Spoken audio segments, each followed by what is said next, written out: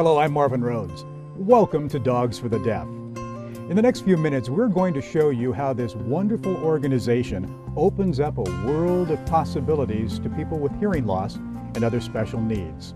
It requires a dedicated staff and highly trained, and I should say lovable, four-legged friends.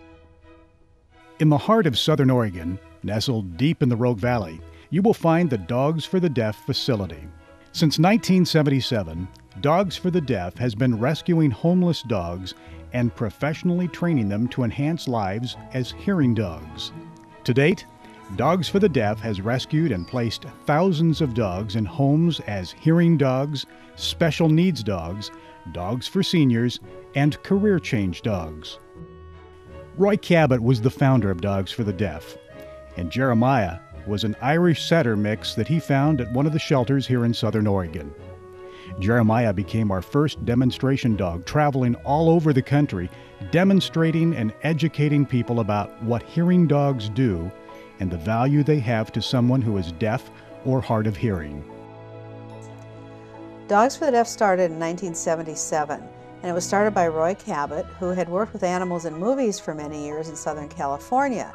And he retired up here to Southern Oregon, and after being in retirement for several years, he was approached by American Humane Association at their Denver headquarters, and they had had a request from a deaf lady in Minnesota. She'd had a dog that over the years, as she lost her hearing, the dog started alerting her to sounds. And then tragically one day the dog got hit and killed by a car.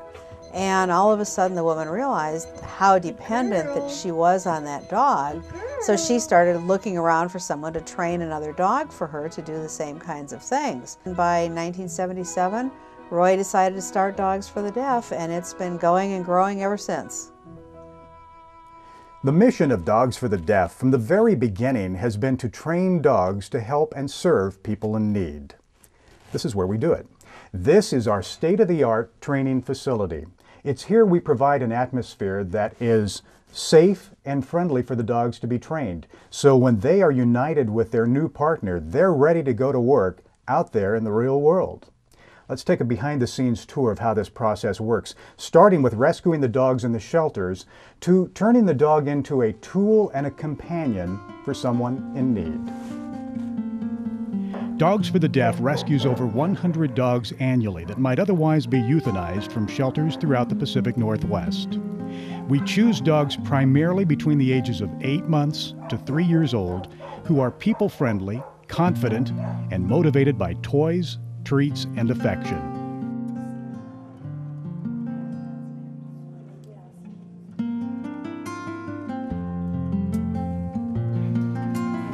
Once rescued, the dogs are trained with positive reinforcement and lots of love.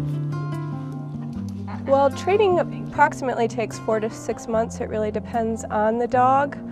We basically take them into town. They don't have many manners when they first go. We want to make sure that they're comfortable in town and that they're having fun. We don't want them to be in a stressful environment. So if they are stressed, then maybe a working dog is not what's best for them. Well, the training is really a three-part process. They have to learn to respond to the sounds, and take the trainer to the door when someone knocks at the door, to the smoke alarm when the smoke alarm goes off, the telephone, oven buzzer, baby cry, all those different sounds. But in addition to that, the dogs are also very thoroughly obedience trained and socialized, because these dogs have the same public access rights as guide dogs for the blind. They can go into restaurants, into grocery stores, on airplanes. So they have to be well behaved, and they have to be able to cope with things like shopping carts and traffic and noises and kids running around and all those things that our own dogs at home never have to be involved with. Sound training is pretty simple. We usually start with just a general association of responding to an oven timer means good things will happen. Either you'll get a toy or you'll get some sort of a food treat. So we teach them initially to go to a sound. Usually we start with an oven timer. And then at the same time, separately, we also teach them a command to do a physical alert. So they come and touch the person. And then eventually we combine the two.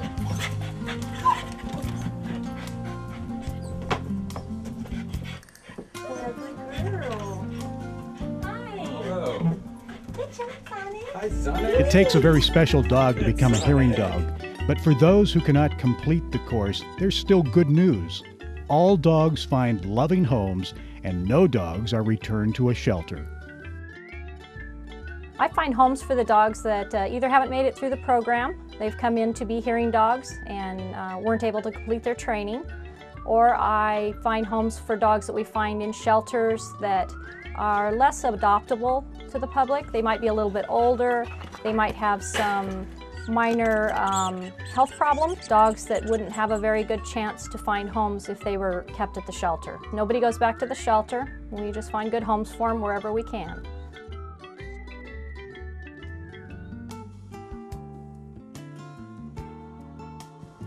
Thanks for joining us today for this look at the inner workings of Dogs for the Deaf. As you have seen, this organization is a lifeline for people in need. It provides self-confidence and a new independence that previously maybe wasn't available to them. So as you leave today, please think about how you can help support Dogs for the Deaf's mission of rescuing dogs and helping people. I'm Marvin Rhodes. On behalf of Robin Dixon and all of us at Dogs for the Deaf, thank you.